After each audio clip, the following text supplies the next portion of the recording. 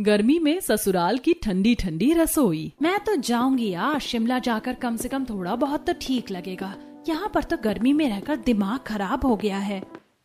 हाँ, दिमाग एकदम पक गया है और आग की भट्टी की तरह जलता रहता है।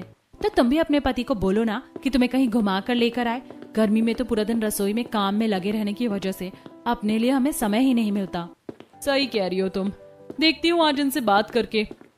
रिया और सीमा बाजार से सब्जी लेकर आ रही थी और उसके बाद दोनों अपने अपने घर चली जाती हैं। बाहर इतनी गर्मी से आकर सीमा परेशान हो गई और रसोई में जब वो पानी लेने जाती है तो देखती है कि पायल रसोई में कुछ बना रही थी। अरे दीदी, अभी तो हमने सबके लिए थोड़ी देर पहले खाना बनाया था, अब आप फिर से क्या बना रही हो? सबको बहुत गर्मी लग रही है तो सबको कुछ ठंडा पीने का मन कर रहा है, तो सबके लिए मैंगो शेक बना रही हूँ और उसके अंदर थोड़ी सी आइसक्रीम भी डाल दूंगी। ओह अच्छा। सीमा और पायल दोनों मैंगो शेक बनाकर सबको देती हैं। सब हॉल में बैठकर टीवी देख रहे थे। पायल और सीमा भी अपना मैंगो शेक लेकर वहां पर बैठकर पीने लगती हैं। ओहो, मजा आ गया ठंडा ठंडा शेक पीकर।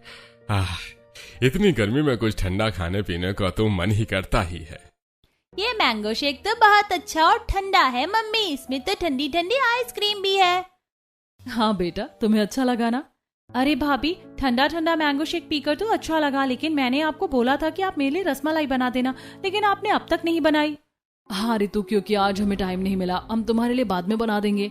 आखिर आप पूरा दिन करती ही क्या हो भाभी? मेरा कोई काम पूरा नहीं होता कभी भी। हाँ और क्या, पता नहीं पूरा दिन क्या करती रहती हैं दोनों। इस तरह अक्सर हर कोई कभी कभी पायल और सीमा को ताने देते थे, लेकिन वो दोनों कुछ नहीं कहती थी। रात को खाना बनाते समय, हे भगवान, कितनी गर्मी लग रही है, एकदम आग की तरह उबल रहे हैं हम लोग, इतनी ज्यादा तपन हो रही है। सच कहा दीदी, अभी तो गर्मी की बस शुरुआत है और हमें इस बारे में एक बार घर वालों से बात कर लेनी चाहिए कि उन्हें रसोई में कुछ ना कुछ इंतजाम करना चाहिए हमारी गर्मी के लिए, वरना ऐसे तो मामला खराब हो जाएगा। सही कह रही हो तुम, इसी वजह से तो बहुत ज्यादा गर्मी लगती है। हमें एक बार मम्मी जी से बात कर लेनी चाहिए, हालांकि मुझे लग ही रहा है कि उनका जवाब क्या होगा।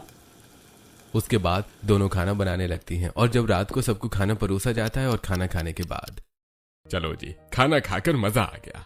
सब खाना खाने के बाद टेबल से उठकर जाने ही वाले थे कि तभी दोनों बहू सबको रोकते हुए कहती हैं, आप सब रुकिए, हमें आपसे कुछ बात करनी है।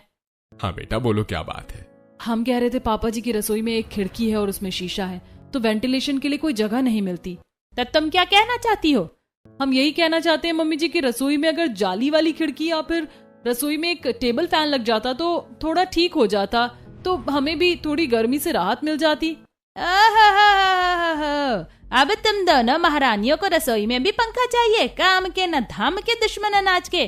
तुम कहो तो रसोई में तुम्हारे टीवी बिस्तर सब कुछ लगवा देती हूँ, आराम से वहाँ पर जाना, उसमें पंखा ही क्यों, वहाँ पर मैं एसी भी लगा देती हूँ। ये बात सुनकर सीमा को बहुत ज्यादा गुस्सा आता है।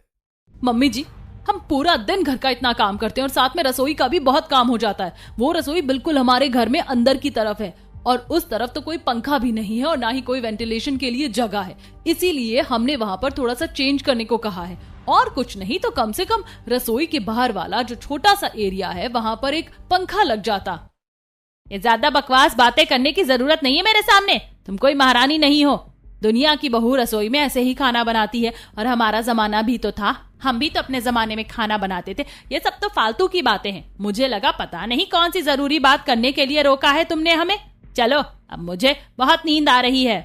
इतना कहकर बाकी सब लोग वहां से चले जाते हैं और उन दोनों के पति वहां पर रुके हुए थे। कम से कम आपको तो मम्मी जी को कुछ बोलना चाहिए था। क्या आपको नहीं लगता कि रसोई में थोड़ा बहुत चेंज करने की जरूरत है? क्या तुम भी फालतू की बकवास करती रहती हो? अरे हर कोई गर्मी में काम करता है और कौन सा तुम्हें पूरा दिन रसोई में बैठे रहना होता है? तुम्हारा जब मन करे तुम आराम से दिन में एसी में आराम भी तो कर सकती हो। रसोई में भला इतना बड़ा चेंज करवाने की क्या जरूरत है? हाँ, इन सब बातों का कोई मोल नहीं है। आपको तो हमारी किसी भी बात का कोई मोल ही नहीं लगता कभी भी। देखो, हम पूरा दिन बाहर जाकर काम करके आते हैं और आते ही हमारे साथ घर में कलेश मत किया करो। अभी बहुत रात हो गई है, हमें सोने तो सुबह जल्दी भी उठना होता है। इतना कहकर वो भी वहां से चले जाते हैं। मुझे तो लगा ही था इन लोगों से बात करने का कोई फायदा नहीं। सबको अपना काम भली भांति लगता है, लेकिन हमारी मेहनत किसी को नजर नहीं आती। इसी तरीके से तो एक गृहिणी को इग्नोर किया जाता है। और मम्मी जी ऐसा कह रही हैं, लेकिन मम्मी जी तो अपने जमाने में नौकरी करती थी और खाना बनाने के लिए उन्होंने काम वाली रख रखी थी। सिर्फ सुबह के टाइम पर खाना बनाती थी और उस टाइम तो इतनी गर्मी लगती भी नहीं है। फिर हमें कह रही हैं कि कुछ नहीं होता। कोई बात नहीं, अपना मूड खराब करने का कोई फायदा नहीं है। चलो हम भी जल्दी से रसोई में जाकर रसोई साफ कर लेते हैं, उसके बाद हमें भी सोना है। इसके बाद पायल और सीमा रसोई में जाकर रसोई साफ करते हैं और साथ में बर्तन भी धो लेते हैं। इसके बाद दोनों जाकर अपने कमरे में सो जाती हैं। अगले दिन फिर से सुबह जल्दी उठकर। इतनी जल्दी सुबह उठकर सबसे पहले रसोई में ही काम करना पड़ता है। क्या यार, रसोई में कितनी गर्मी होती है। सीमा नींद में उठकर रसोई की तरफ जा रही थी, जहां पर पहले से ही पायल सबके नाश्ता बनाने की तैयारी कर रही थी। उठ गई तुम? बस दीदी, जबरदस्ती उठना पड़ा। सुबह 5 बजे उठकर काम करने का किसका ही मन करता है। जब मैं भी इस घर में नई शादी करके आई थी तब मुझे भी बहुत परेशानी हुई थी, पर अब तो मुझे आदत हो गई है। बाकी चीजों से तो मुझे कोई प्रॉब्लम नहीं है दीदी, सुबह उठने की भी आदत हो जाएगी, चलो कोई बात नहीं। लेकिन सुबह उठते ही रसोई में आकर काम करना पड़ता है और फिर से हम पसीने पसीने हो जाते हैं। साथ में ना तो हमारी रसोई में कोई वेंटिलेशन है और ना ही यहाँ कोई हवा आने का सोर्स है। हमारी रसोई एकदम कोने में है और यहाँ से ड्राइंग रूम भी थोड़ी दूरी पर है और वहीं पर पंखा है, और घर वालों ने हमारी रसोई में चेंज करवाने से मना कर दिया। अब हम क्या ही कर सकते हैं। सुबह तो फिर भी थोड़ा सा मौसम ठंडा होता है, इसीलिए पायल और सीमा को रसोई में उस समय काम करने में ज्यादा परेशानी नहीं हो रही थी। लेकिन दोपहर और रात को रसोई में खाना बनाने में दोनों की हालत खराब हो जाती थी। उसके बाद दोनों पूरा दिन घर का काम करती हैं। शाम को जब पायल घर का काम कर रही थी तब शांति गुस्से में उसके पास आती है। तुमने अब तक मेरा काम क्यों नहीं किया? मैंने तुम्हें कहा था ना मेरी पीली वाली साड़ी धो देना, मुझे आज उसे फंक्शन में पहनकर जाना है। माफ करना मम्मी जी, मैं गलती से भूल गई। कल शाम को काम करने में काफी देर हो गई थी और फिर रात का खाने का समय हो गया, जिसकी वजह से मैं भूल गई। तुम्हें तो और कोई काम ही नहीं है काम भूलने के अलावा। मुझे तो समझ नहीं आता कि आखिर तुम करती क्या हो। तुमसे जब एक काम नहीं होता तो तुम ठीक से और क्या ही करोगी और घर कैसे संभालोगी। सच में आजकल की बहू को बिल्कुल भी कोई सेंस ही नहीं है और कोई काम करना ही नहीं आता। माफ करना मम्मी जी, मैं अभी जल्दी से जाकर साड़ी को धो देती हूँ और थोड़ी देर में सूख जाएगी। जो भी काम है समय पर करना चाहिए ना। जब अचानक से काम करोगी तो कहाँ से सब होगा। जरा जल्दी करना, आपकी बार भूल मत जाना। इतना कहकर शांति गुस्से में वहां से चली जाती है और उसके बाद पायल छत पर जाकर कपड़े धोती है। जब वो कपड़े धो रही थी तो उसे सामने वाली पड़ोसन दिखती है। और पायल दीदी, कैसी हो आप? सब बढ़िया, तुम बताओ कैसा है? बस यही हाल है, हाई गर्मी वाला। बहुत ज्यादा खतरनाक वाली गर्मी हो रही है। रसोई में तो बिल्कुल आग की भट्टी की तरह उबल जाती हूँ।